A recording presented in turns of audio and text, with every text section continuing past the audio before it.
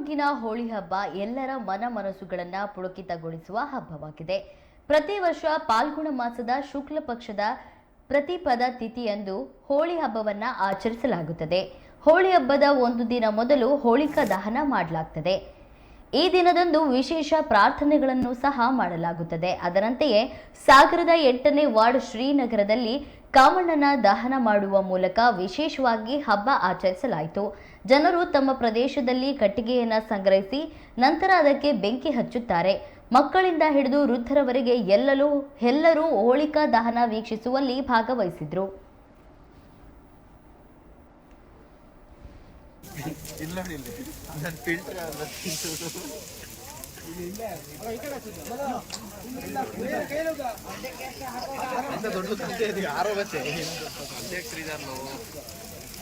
ಮನೋ ಅದೇ ಸೈಡ್ ಕೊಡಲಿ.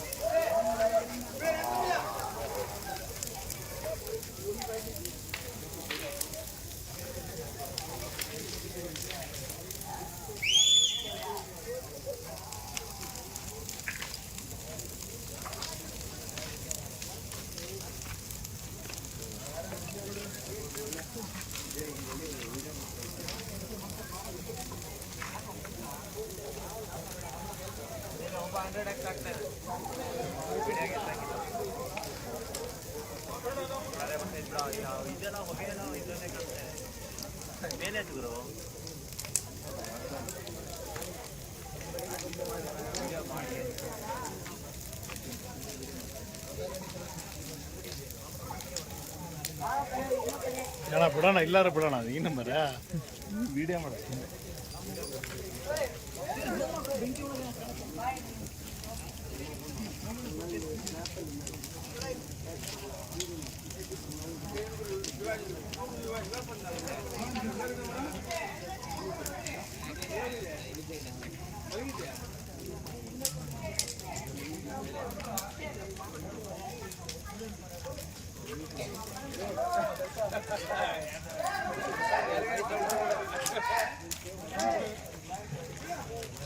ಏನ